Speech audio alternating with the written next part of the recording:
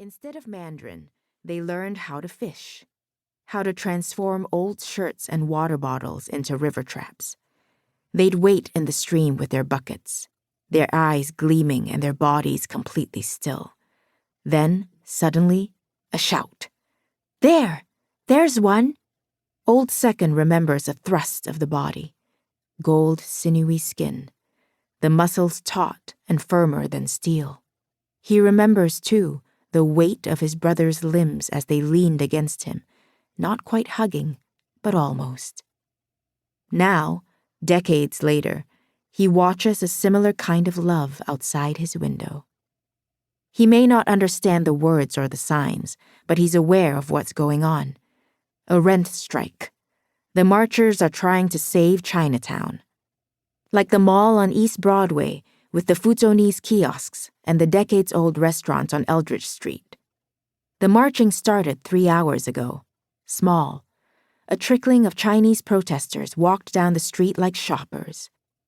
Then a woman with a loudspeaker arrived, and youngsters in lion dance uniforms.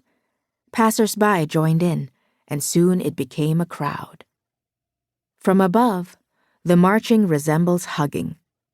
It moves Old Second, causes him to remember. Not just childhood and brother love, but also the time he stood with 37 men outside the Maui City Workers' Cinema. That was a long time ago, Old Second thinks. In August, it will have been 35 years. But first, we must visit an earlier time. Not 35 years back, but 40.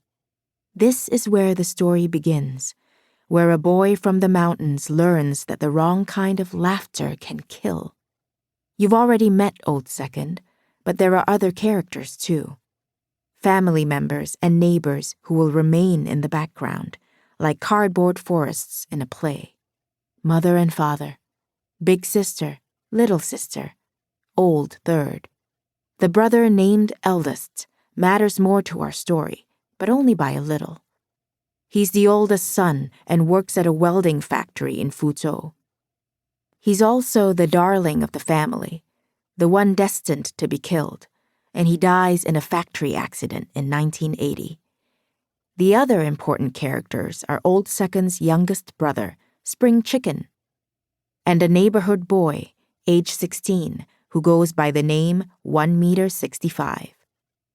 None of the boys resemble their names. Spring Chicken has matchstick arms and medium-rare cheeks.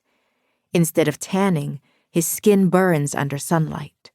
Blushes pink, then red, and the boils that form resemble the bumps on a plucked goose. He's ugly, and that's why people love him. Then there's 1.65 meters, loved for the opposite reason. He's had his nickname since childhood. It represents the height of every man in his family except for him. A giant with a voice that sounds like a stroking hand. Its cadence approaches your ear like a curious cat. Then it romps, playful, before boredom sinks in, leaving with a piece of your heart.